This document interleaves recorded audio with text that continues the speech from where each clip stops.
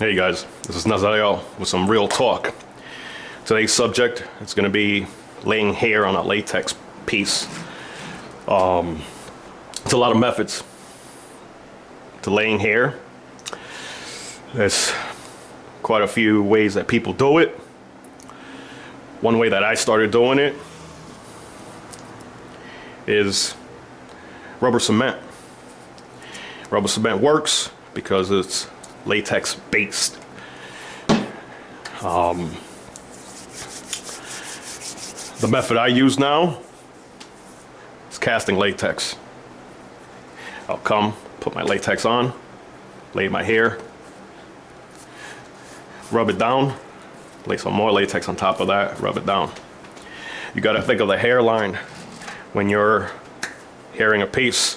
This particular piece doesn't have a hairline sculpted in. This Myers piece actually has the hairline sculpted in. I know where his hairline sits. It sits around here. And because he has a hairstyle that flips backwards, I usually lay my hairline facing forward.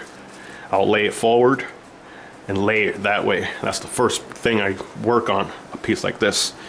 Lay it forward.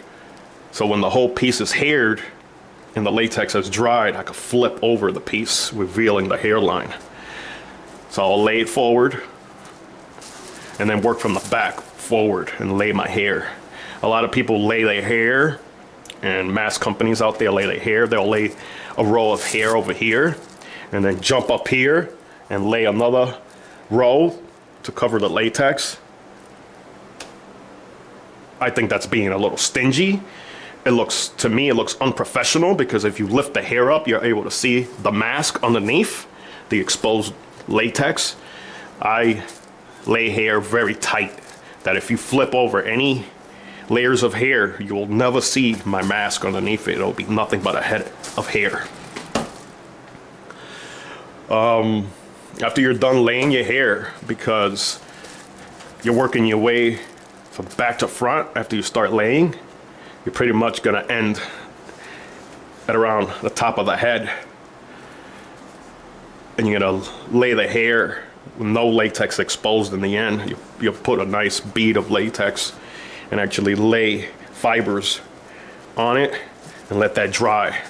Once you're done completely with the piece, you just let it sit for a good 15 hours or so the latex could cure. You come back in and you could actually pull your hairline back.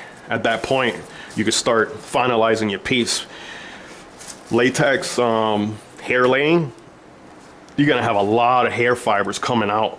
And you brush it with a loose tooth comb, and you're gonna be, oh man, you're gonna be ripping out so much hair from the piece that you're gonna be able to shove it in bags. So over hair your piece, actually, because you're gonna be losing a lot of hair when you start styling the hair. Start pulling hair out, both sides. What I like to do also, after I've done my combing and my pulling, I take a vacuum cleaner and start vacuuming the whole head. It'll suck up a lot of hair with that method, and go back with a brush again until you have very minimal hair falling out. Because even after a customer has a piece, it's still gonna lose hair over time. After a while, it'll stabilize, and the piece won't lose any more hair. There's a lot of mask makers out there that have made the mistake. They're rushing orders, and they'll send out a piece that hasn't been combed or anything. So the customer's like, look, there's so much hair coming out of my mask, the hair is falling out. And it's not that, it's a natural process of laying hair. You have to work the hair for a while to stabilize the loss.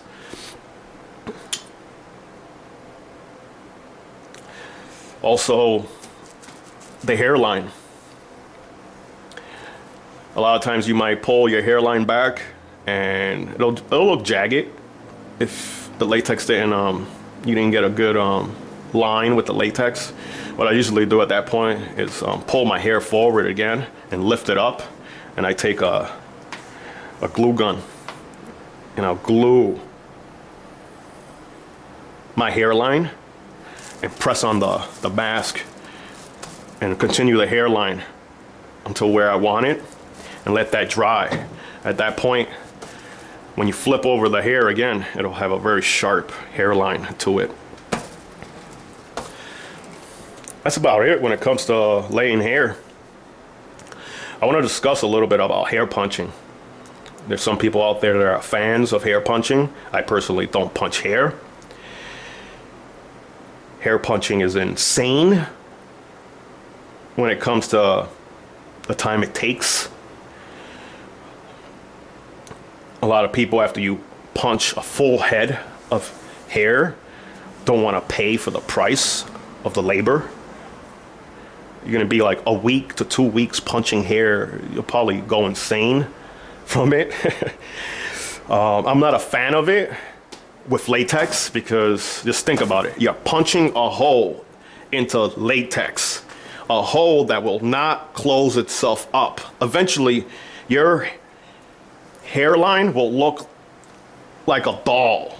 If you all look at a doll's head, a plastic doll's head that has some hair coming out, you'll see a bunch of holes with little strands of hair coming out. Even if you punch the holes really tight together, it'll look like that. Hair punching, in my opinion, should be left for silicone pieces. A silicone piece, you punch the hair in, you pull the needle out, you can't even see the hole. If I would go and hair punch a piece of mine, what I would do is actually lay my hair much further away from the hairline where I want it to be and lay my hair completely. After my hairline is completely, my mask is completely haired and it cures and everything, I will go and punch about 3 rows of hair so the hairline looks like it's been punched. That's what I would do, because punching the whole head will induce insanity and it's not really worth it in my opinion. Laying hair is a form of art. The more you do it, the better you'll become at it. And the less of a mess you'll make, because it gets really messy with the latex and stuff. And that's how it's done. This is Real Talk with Nazael. Enjoy your day.